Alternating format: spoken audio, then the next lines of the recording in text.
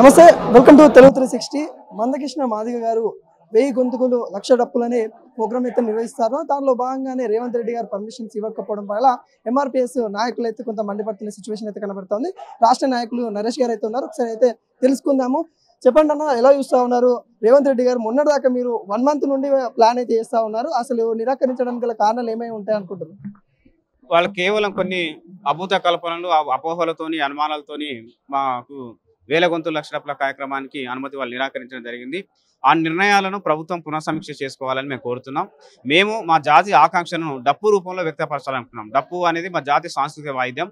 ఆ సాంస్కృతిక వాయిద్యాన్ని కొట్టడం ద్వారా మా జాతి ఆకాంక్షను వ్యక్తపరచాలనే ఉద్దేశంతో పెట్టుకున్న కార్యక్రమం తప్ప మాకే దురుద్దేశాలు లేవనే విషయం ప్రభుత్వం గుర్తించాలని మేము కోరుతున్నాం.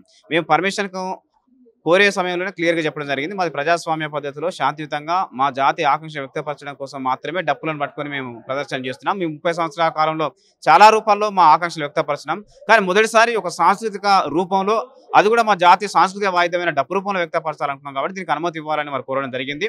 మరి వాళ్ళు కొంత అనుమానాలతోని, కొంత అపోహలతోని, కొన్ని సాకులను కారణాలుగా చూపెట్టి వాళ్ళ పర్మిషన్ నిరాకరించడం అనేది చాలా బాధాకరం. ఇది ప్రజాస్వామ్య స్ఫూర్తికి విరుద్ధం. రేవంత్ రెడ్డి గారి ప్రభుత్వం ప్రజాపాలన, నియంతృత్వం, నిరంకుశత్వానికి మేము వ్యతిరేకంగా పరిపాలన కొనసాగిస్తామని చెప్పారు. అది నిజమైతే మా కార్యక్రమానికి అనుమతి ఇవ్వాలని ప్రభుత్వాన్ని మేము విజ్ఞప్తి చేస్తున్నాం. అసలు మీకు ఎటువంటి ఆంక్షలతో కూడిన నివేదిక ఇచ్చారు? అసలు ఏం చెప్తా ఉన్నారు దాంట్లో? ముఖ్యంగా ఈ మహా ప్రదర్శనలో ఎంతమంది పాల్గొంటారు అనే విషయం మీద ఒక నిర్దిష్టంగా సమాచారం ఇవ్వలేదని ఒక కారణం.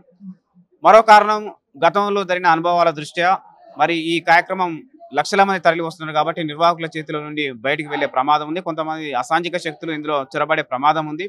అది శాంతి భద్రతల సమస్య తలెత్తే ప్రమాదం ఉందని చెప్పేసి వారు ఈ కారణాలను వ్యక్తపరచండి. దీంతో పాటు అసెంబ్లీ సెక్రటరియట్తో పాటు ఇదంతా విఐపి జోన్ కాబట్టి ప్రజలకు అసౌకర్యం కలుగుతుంది, ట్రాఫిక్ సమస్య తలెత్తాయని చెప్పి కొన్ని సమస్యలను వాళ్ళు కారణాలుగా చూపెట్టి మాకు ఇవాళ అనుమతి నిరాకరించడం జరిగింది.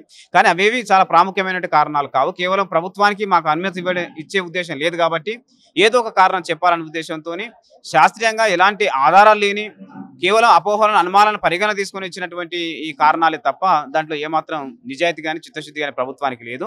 నిజంగా ఈ హైదరాబాద్ నగరంలో అనేక ప్రదర్శనలు జరిగినాయి, అనేక ర్యాలీలు జరిగినాయి. వాళ్ళకి పర్మిషన్లు ఇచ్చినప్పుడు లేని కారణాలు ఇప్పుడు మా పర్మిషన్కి వస్తానికి ఎందుకు వచ్చినాయి? మేము 30 ఏళ్ళుగా శాంతియుత పోరాటమే చేస్తున్నాం కదా, ప్రజాస్వామ్య పద్ధతిలోనే పోరాటం చేస్తున్నాం కదా. ఇవాళ ఇది ఒక సాంస్కృతిక వాయిద్యాలు పట్టుకొని ఒక సాంస్కృతిక ప్రదర్శన మాత్రమే కదా. దీనికి అడ్డంకులు చెప్పడం, అవాంతరాలు చెప్పడం, పర్మిషన్ ఇవ్వకుండా నిరాకరించడం అనేది అప్రజాస్వామికమైన చర్య. ఇది కూడా ఒక పరోక్షంగా నియంతృత్వానికి, నిరంకుశానికి పురిగొల్పే చర్యగానే మేము భావిస్తున్నాం.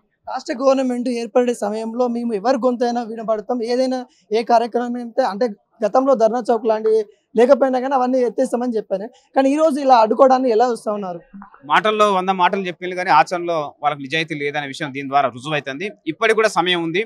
నిజంగా వాళ్ళు ధర్నా చౌకులు ఎత్తివేయడం, ప్రజాస్వామిక హక్కులను పునరుద్ధరించడం, నియంతృత్వాన్ని, నిరంకుశాన్ని పారదోలడమే రేవంత్ రెడ్డి గారి ప్రభుత్వ పాలసీ అయితే ఇమీడియట్ గా మీరు ఈ కార్యక్రమానికి అనుమతి ఇవ్వాలని చెప్పేసి మేము కోరుతున్నాం. ఒకవేళ పర్మిషన్ ఇవ్వకపోతే ఎలా ఉండబోతాం మీ కార్యాచరణ? పర్మిషన్ ఇవ్వాలని మరొకసారి మేము కోరడానికి అవకాశం ఉంది. ఈ రోజు కూడా మళ్ళీ ప్రభుత్వాన్ని కోరి వాళ్ళు ఏవైతే కారణాలు చూపెట్టిలో ఆ కారణాలు సరైన కారణాలు కావని చెప్పి తెలియజేస్తూ మేము మరొకసారి అనుమతి కోరడానికి ప్రయత్నం చేయడం జరుగుతున్నది. ఇంకా సమయం ఉంది కాబట్టి రేపు, ఎల్లుండి 2 రోజులు చూసిన తర్వాత ప్రభుత్వం నుండి ఎలాంటి స్పందన వస్తుందో నిర్ణయించుకొని తదుపరి కార్యాచరణ ఏ విధంగా ఉంటుంది అనే విషయం మీద మా నేతలందరూ కూర్చొని మాట్లాడి దాని మీద ఫైనల్ గా మందకృష్ణ గారు నిర్ణయం తీసుకొని ఆ నిర్ణయాన్ని ప్రకటిస్తారు. ఏది ఏమైనప్పటికీ కూడా మా జాతి ఆకాంక్షను చాటడానికి ప్రతి గ్రామం నుండి మాదిగ బిడ్డలు పెద్ద ఎత్తున ఏర్పాట్లు చేసుకొని స్వచ్ఛందంగా ప్రతి ఇంటి నుండి డబ్బులు వేసుకొని వాహనాలు సమకూర్చుకొని ప్రతి ఇంటి నుండి ఒక డబ్బు కొనుక్కొని ఇవాళ పులిహోర ప్యాకెట్లు, వాటర్ ప్యాకెట్లు ఏర్పాటు చేసుకొని వాహనాల ద్వారా పెద్ద ఎత్తున తరలి వచ్చి ఆకాంక్ష చాటు చెప్పడం సిద్ధమైన ఈ ప్రజల్ని అగౌరవపరిచే విధంగా, వాళ్ళ మనోభావాలు దెబ్బతీసే విధంగా రేవంత్ రెడ్డి ప్రభుత్వం ప్రవర్తించొద్దని, ఈ కార్యక్రమానికి అనుమతించి ఈ ఉద్యమానికి ప్రభుత్వం తరఫున కూడా సహాయ సహకారాలు అందించాలని మేము కోరుతున్నాం. నమస్తే. 1000 గొంతుకలు లక్ష డప్పులు ఏదైతే నినాదం అయితే మందకృష్ణ మాదిగ గారు అయితే ఇవ్వడం అయితే జరిగింది. దాంట్లో భాగంగానే రాష్ట్ర గవర్నమెంట్ నిరాకరించింది. ఈ నెల ఫిబ్రవరి తారీఖు ప్రోగ్రామ్ ఉండగా చేసుకోవద్దు, ఇక్కడ కొంత ఇబ్బందులు ఉంటాయి అన్నట్టు కూడా గవర్నమెంట్ అయితే చెప్తా ఉంది. దీని మీద ఎంఆర్పిఎస్ నాయకులు ఏమనుకుంటారో తెలుసుకుందాం. చెప్పండి సార్, అసలు మీరు గత నెల నుండి అయితే ప్లాన్ చేస్తూ ఉన్నారు. మీరైతే మాదిగలకు సంబంధించిన రిజర్వేషన్స్ కానీ లేకుంటే వాళ్ళ హక్కుల కోసం కానీ గతంలో మౌన పోరాటం చేసిరు. ఇప్పుడు రోడ్డు మీకు వస్తున్న దృశ్యాలను గవర్నమెంట్ అడ్డుకుంటుంది, ఏమనుకుంటా ఉన్నారు? గవర్నమెంట్ ఏం అడ్డుకోవడం లేదు, ఇంకా టైం ఉంది. దీనికి డెఫినెట్గా మేము ఈ పర్మిషన్ ఇస్తారని ఆశిస్తున్నాం.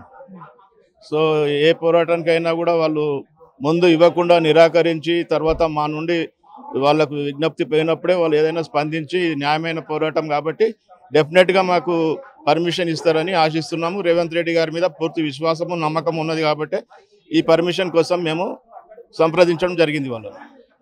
అంటే మీరు పద్మశ్రీ మందకృష్ణ మాదిగ అలాంటి పెద్ద వ్యక్తులు వాళ్ళు పర్మిషన్ అడిగినా కానీ రాష్ట్ర గవర్నమెంట్ ఎందుకు నిరాకరిస్తా ఉంది? దాన్ని కూడా రాజకీయ కోణం ఏమన్నా చూస్తూ ఉన్నారా?